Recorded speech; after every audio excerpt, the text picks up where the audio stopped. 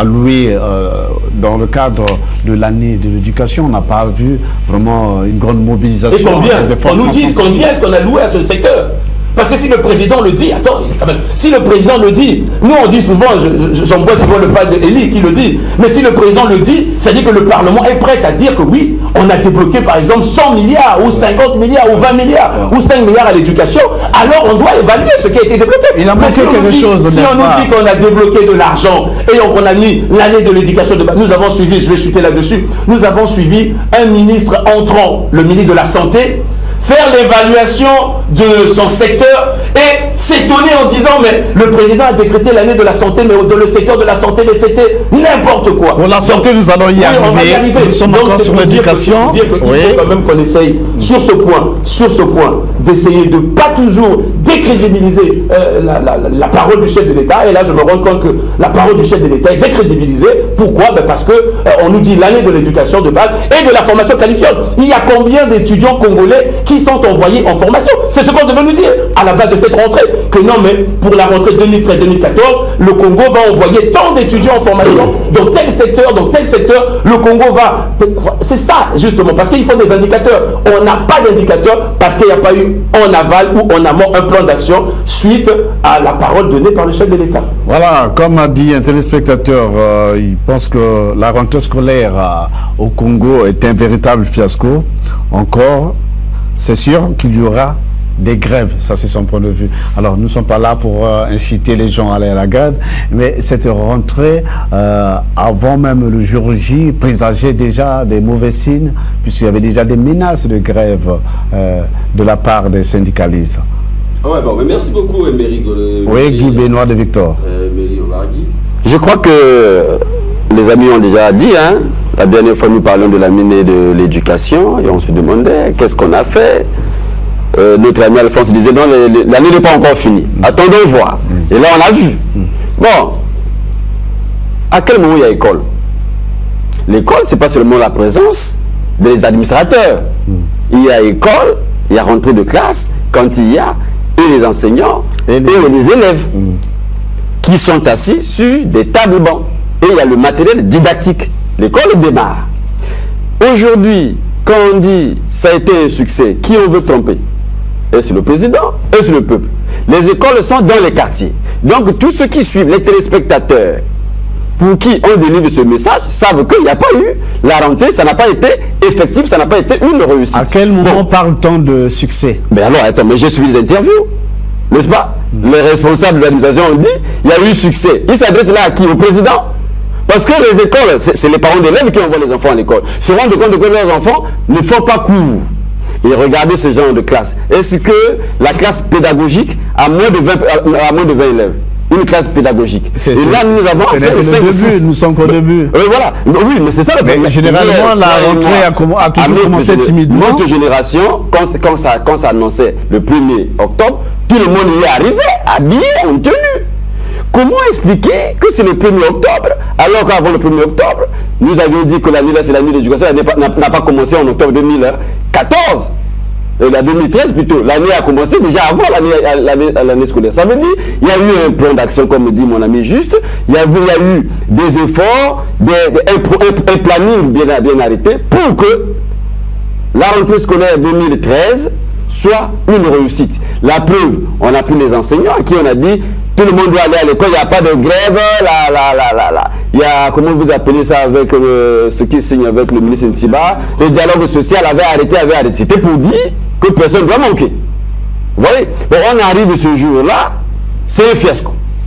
Et on dit, ça a été une réussite, c'est bien. Vous savez, dans un pays responsable, je crois que le ministre de l'Enseignement ne devrait pas commencer sa rentrée dans une école privée qui n'est pas encore prise en compte par le ministère de l'Éducation nationale. Cette école-là vient de s'ouvrir, ça veut dire que le ministère ne comptait pas sur cette école pour sa rentrée. Comment le ministre, un responsable, peut aller démarrer là-bas parce qu'il y a eu une inauguration, parce que celui qui donne l'école doit être un baron du pouvoir, il faut aller faire plaisir. Mais il devait s'occuper de sa rentrée à Brazzaville et partout.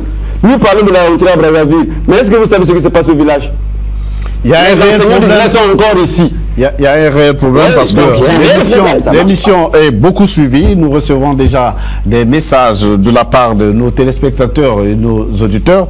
Alors, qui pensent qu'il n'y a pas eu de moyens conséquents pour organiser cette présente rentrée scolaire. Et généralement, ce genre de situation conduisent souvent aux échecs.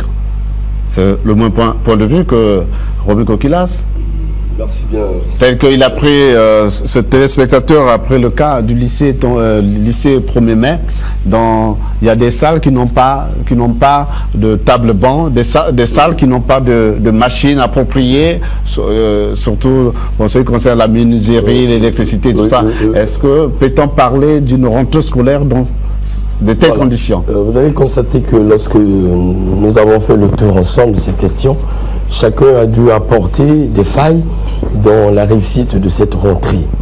Et vous allez constater également, Barry, que les téléspectateurs font la même chose. C'est dire d'une manière globale, pour ma part, qu'il ne suffit pas pour un ministre de choisir quelques échantillons d'écoles pour annoncer la réussite d'une rentrée. Et ça, c'est devenu une tradition. Et c'est des discours purement politiciens. C'est pas bien. Parce que la question de la rentrée scolaire ne devait pas se limiter jusqu'à la rentrée. En fait, la question du système éducatif congolais ne devait pas se limiter à la rentrée scolaire. Alors, monsieur juste parle des plans d'action. Mais moi, je remonte un peu les temps. Avant la conférence nationale, nous savions déjà que l'école congolaise était malade. Et cela a fait des grands débats à la conférence nationale. Mais l'idéal de la République était de reformer cette école. Mais cependant, après la conférence nationale, on a parlé des états généraux de l'enseignement au Congo. Et vous allez comprendre que les doléances sont restées les mêmes, les problèmes sont restés les mêmes. Comment parler d'une réussite ou bien de l'effectivité d'une rentrée alors que les questions des enseignants ne sont pas résolues, sont encore à la table des négociations? Il n'y a pas rentrée s'il n'y a pas des enseignants. Alors, donc, d'une manière globale, je pense que pour qu'il y ait réussite, qu'on parle de l'effectivité de la rentrée, il faut que d'abord, du côté des parents d'élèves, qu'on se rassure que la question du social des Congolais a été résolue et que chaque parent a pu acheter de quoi envoyer son enfant à l'école. Ça, c'est de un. Surtout qu'on parle d'école privée avec les écolages, machin, les droits d'inscription. Deuxièmement, la question des structures. Et il y a quelqu'un qui a parlé de l'Interland. Je viendrai là-dessus. La question donc des enseignants. Est-ce que les enseignants ont été mis en route dans tout le pays? Or, nous savons que, habituellement, c'est devenu une tradition chez nous. Il y a des zones, je prendrai le cas de Pouya par exemple. Là-bas, j'ai eu à travailler, à essayer de voir ce qui se passe. Et dans l'Interland, je veux dire. Il y a des écoles qui, toute l'année, n'ont jamais eu des enseignants de l'État, c'est-à-dire que des agents de la fonction publique. Plutôt, ce sont des gens, des jeunes ruraux, peut-être avec un petit BPC, qui viennent de donner des prestations et qui est prise en charge par des paysans. Alors, est-ce qu'on peut parler d'une rentrée? Moi, je souhaiterais que prochainement, le ministre puisse parler peut-être du lancement de la rentrée et que la rentrée a eu lieu que de dire, d'affirmer sur l'effectivité de la rentrée. Bon, mais qu'elle soit lancée à Oyo, à Kakamouka, ainsi de suite, mais ce qui est plus capital, ce qui est plus important, c'est de se rassurer qu'il y a eu rentrée dans ce pays. Maintenant, le souci, pour terminer, c'est que depuis la conférence nationale, ce ministère, je vous assure, de l'administration, depuis l'administration scolaire, l'université, la structure scolaire, jusqu'à l'école privée, qui nous a fait rêver, parce qu'on a parlé de l'excellence, ce secteur est par terre.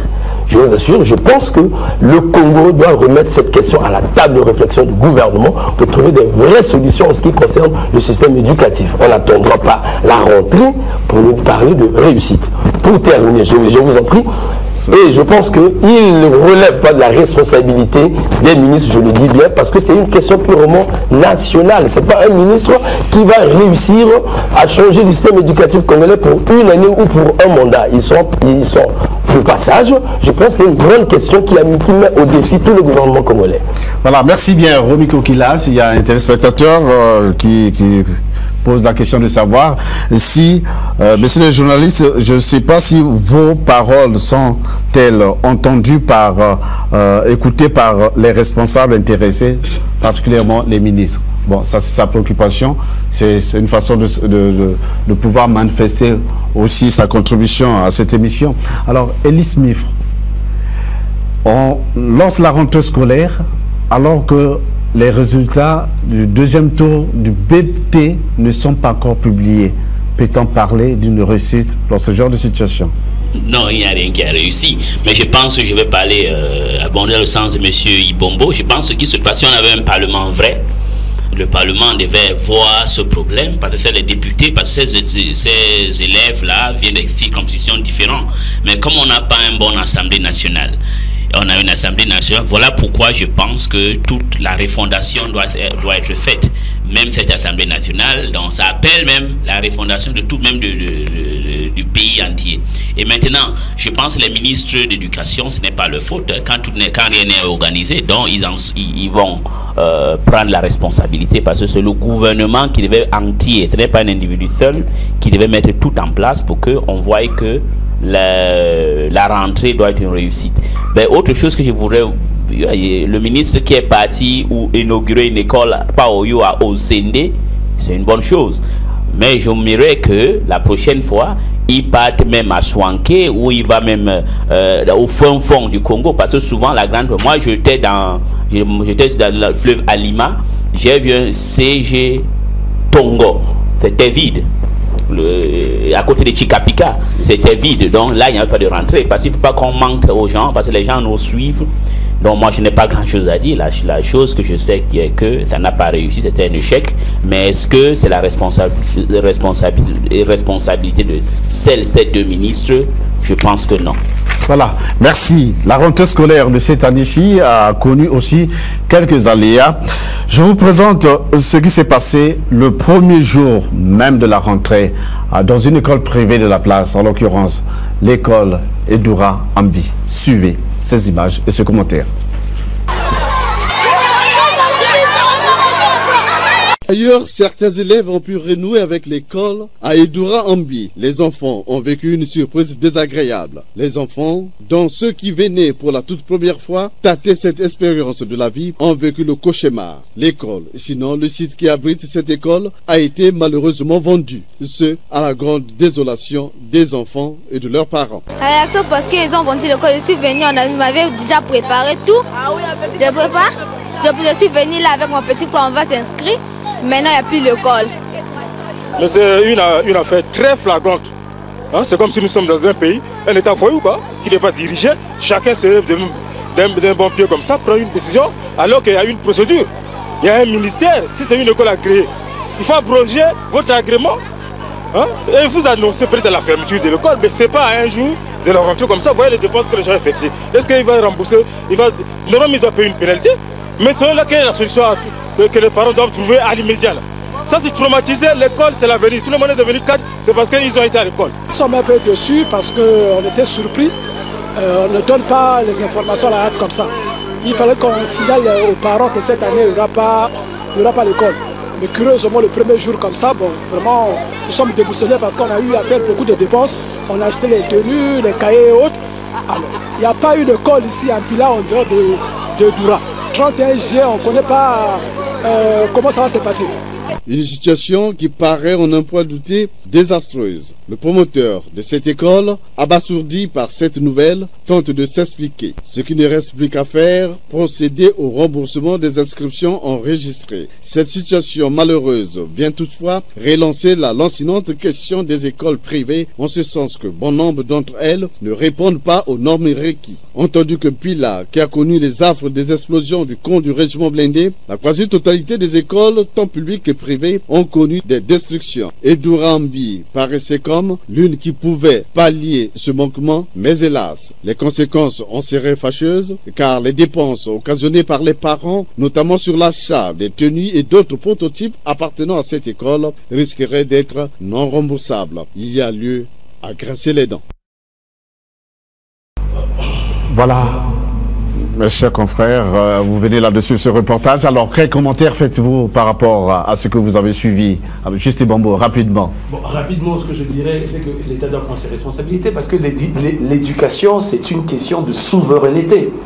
Parce qu'on ne peut pas laisser l'éducation au privé. Et ma foi, l'État devrait prendre ses responsabilités. Et à entendre le chef de l'État lorsqu'il a parlé de l'année de l'éducation de base, de la formation qualifiante et de l'emploi, serais tenté de dire qu'il y a un plan d'action, qu'on devrait construire des écoles dans ces localités. Mais si l'État ne construit pas ces écoles, bon, c'est vrai qu'on a vu un privé, un individu qui construit une école, c'est une bonne chose. Mais c'est à l'État de construire les infrastructures. Ce n'est pas aux individus, parce que l'école, c'est une question de souveraineté. Mais il y a le libéralisme qui est là. Mais non, même, écoutez, regardez partout dans le monde, partout, je dis bien, je précise encore, partout dans le monde, l'éducation, en France par exemple, l'éducation, c'est le premier chapitre budgétaire. L'éducation, c'est le premier chapitre budgétaire. On ne peut pas laisser l'éducation entre les mains des privés. Parce que les privés, ce sont des prédateurs. Les commerçants d'ailleurs. C'est des commerçants. L'éducation, c'est une question de souveraineté. Et je crois que l'État devrait essayer. De toute façon, nous visons l'émergence. Comment est-ce que nous allons atteindre l'émergence si on n'a pas un peuple éduqué? Mais c'est l'État qui apporte cette éducation. Donc à l'État de prendre ses responsabilités. Nous espérons, nous osons croire que les fonds, parce que certainement il y a des fonds, les fonds qui ont été alloués dans le cadre de l'année de l'éducation, qu'on pourra nous ériger des écoles dans ces quartiers qui manquent de structure. Alors, Elie Smith, c'est quand même un paradoxe. Le premier jour de la rentrée, les élèves arrivent comme ça sur place et on leur fait savoir que la parcelle a été vendue.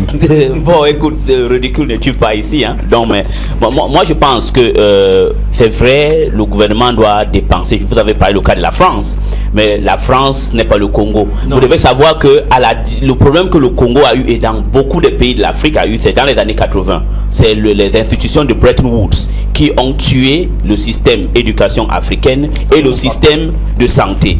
Donc, à la décharge de l'État dans ce cas-là, je pense que si un individu comme par exemple Jean-Dominique Okemba dans son village de Ostiende ou whatever a décidé de construire une institution pour donner à l'État, on doit l'encourager. Non, on ne doit pas. Bon, parce que moi je pense, en tant que libéral, comme vous dites, ça ne décharge pas l'État. Mais ce que l'État doit faire, et je crois que même les institutions de Bretton Woods commencent à comprendre que si on veut atteindre l'émergence comme on veut, à même si c'est une slogan comme santé pour tous au l'an 2000, on doit investir massivement dans le secteur de la santé. Donc je voulais donc dire qu'à la décharge de l'État, ce n'est pas que l'État ne veut pas, mais les institutions de Bretton Woods dans les années 80 avaient dit, écoute, plan d'ajustement structurel, le système d'éducation, ce n'est pas important, la santé. C'est le pourquoi aujourd'hui nous souffrons. Oui, mais je vais dire en 30 secondes, mais il ne faut pas oublier que nous avons un challenge à relever d'ici 2015, ce qu'on appelle les OMD. Et parmi les indicateurs dans le OMD, il y a la question de l'éducation.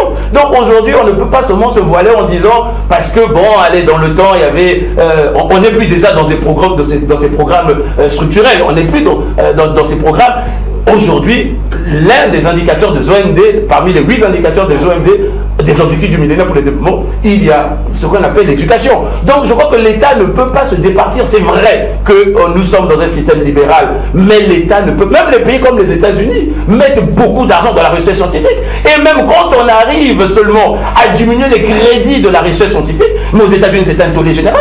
Nous avons vu ce qui s'est passé au niveau de la... Si, c'est vrai, mais le problème qu'on n'est pas les États-Unis. Ce que vous dites est vrai et juste. Hein, vous avez raison. Mais le problème est que quand un État comme le Congo, parce que par fierté on dit qu'on est un État, les pays africains sont des États faibles. Quand les gens restent à Washington et ils décident que, écoute, on fait un programme d'ajustement structurel, c'est ça qui a fait que dans le système éducatif, dans beaucoup de pays en Afrique, on a souffert. Même dans le système de santé, on va peut-être dire qu'il y a une